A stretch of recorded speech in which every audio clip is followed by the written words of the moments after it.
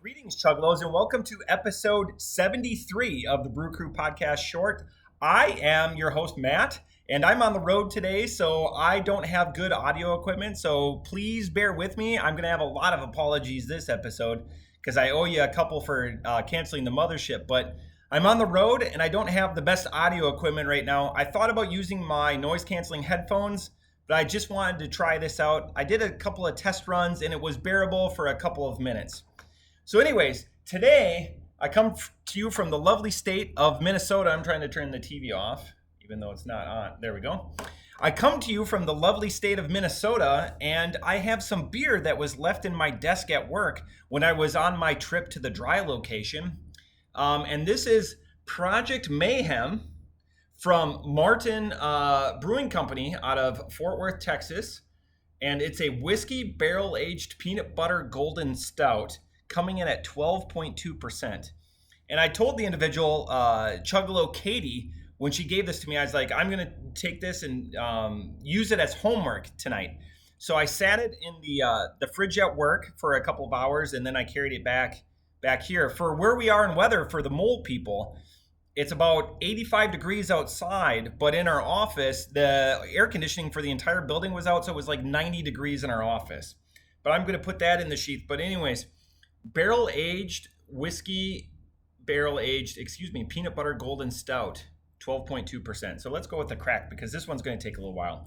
I know, like Chuggalo Seth and a few people, and we've brought it up before on the mothership, have said that you want it to warm up a little bit to, enhance the adjuncts, and you get all of the impressions or the fingerprint, if you will, of the brewmaster into the beer. So I'm curious. It's going to be a little bit warmer.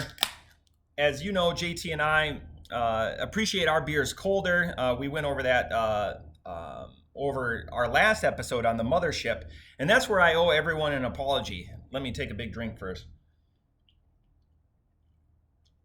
100% peanut butter cup on the nose and the palate. This last week was Memorial Day, and I was in less than an optimal condition to broadcast. I was fine, but I was licking my wounds from the previous day, and I will go over that on the mothership. We have a special guest coming up on the next episode for the mothership, and hopefully a couple of good offerings. But anyways, I'll go into that because I need to get the perspective of the individuals that will be joining me on the mothership. So stay tuned for that on Monday. So back to this Martin House Brewing Company out of Fort Worth, Texas. 12.2%. This hides it well, and all I get is that peanut butter. I can't get the whiskey. I don't get the whiskey. I don't get the 12.2. This is all, again, peanut, but like with the saltiness of like the shell, like an unshelled peanut. It's not like a cocktail peanut or something like that. It's got, it's more grounded. It's got some of that. It's not an overly sweet or, processed peanut, or shelled peanut or whatever. This is like straight from the ground. You wipe the dirt off of it. You still get kind of that, that farmhouse feel for it, where it's designed or intended to be dusty or robust. And that's what I like about it. It's not overly processed or sweet or whatever, like peanut butter slick, but the fact that it's grounded in that. And again, whiskey barrel-aged peanut butter golden stout. God, so because when you think of like golden, you think of like Mick Golden Light or a golden ale, typically below 6.5%, lighter, easier drinking, closer to like a Pilsner, those, ancient lagers or whatever. That's like when you get that golden series. But the fact that this is a whiskey barrel-aged and at 12.2%, this is like a conundrum. Like golden, it elicits, maybe that's more the easier drinking aspect of this beer. This beer is quite good. Man alive. I can't believe it's 12.2%. This is dangerous. Almost like that silkiness comes through. It doesn't have like the body that you would expect for something that hefty, especially like peanut and peanut butter elicits a little more viscosity to it on the palate. This leaves pretty quickly.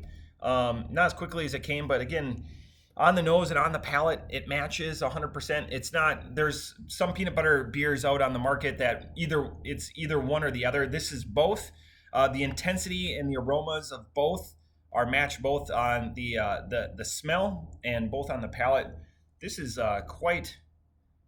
God, I'm enamored with this. This is, and the unfortunate thing is, I know that Chuggalo Katie, her better half is from Texas. I'm wondering if this was keistered up because I haven't seen this in the area up here. I'm not familiar with House Brewing Company, but if you go check out their website at martinhousebrewing.com, it's got this next big event. So they go from like event to event.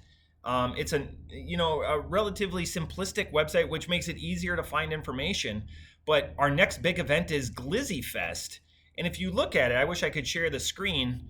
It looks like a penis that's wearing a wig, like it's just like, or a hot dog or a wiener. It's corny dogs and craft beer, but it's interesting. And they're again, check this out at Martin House Brewing. It's not offensive or anything, so it's definitely a corn dog once you read it. But corn dogs and craft beer, live music, vendors, dunk tank, and family friendly parties. So they cater. But it's interesting. They say our next big event, so they aren't like a typical brewer, and I would extrapolate from that they have multiple fests. So that's really interesting. We sell $15 wristbands, good for 4 8-ounce pours. So that's not too bad.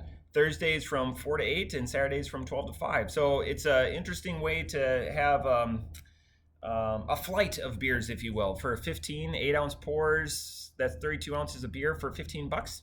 Not too shabby, that's 2 beers, 50. Out in public, that seems like quite a good time. And they've got some videos on there, but they're most known, and this is the beer that you're probably going to know them for, is the Best Made Sour Pickle. That's the beer that I see most often. It's just like pickle slices on the can, and it's just called Best Made. All the other beers that I'm seeing on the website, I'm not very familiar with. But again, made in Texas by Texans. So that's like the catchphrase or what leaves you with it. So back to this beer. This specific, and again, Project Mayhem, great name, whiskey barrel-aged peanut butter golden stout, barrel-aged series. This is fantastic. It was brewed last year on July 14th.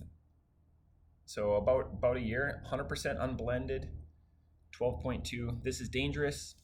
Off the top rope, I'm going to give this a 4.75. This is near perfect for what this is trying to be. That golden elicits like a smoothness. That's where I'm going to give this the credibility from. One of the best beers I've been gifted outside of JT in a while. Man, and I don't get that 12.2 at all. Dangerous. If you like a peanut butter beer, and not necessarily a stout, because you could give this to somebody, much like myself, that probably can't do different beers or whatever, too dissimilar from each other. This, I don't get the stout aspect of it, which makes it dangerous because it doesn't have that body or that gravity or something that's going to make you regret it after you drink it. I'm about halfway done, and this beer is going to go down quick, but this is going to be my last beer of the day, and we're already at 1:30, so because I know what happens when I have too many of these. But again, looking forward to Monday's show.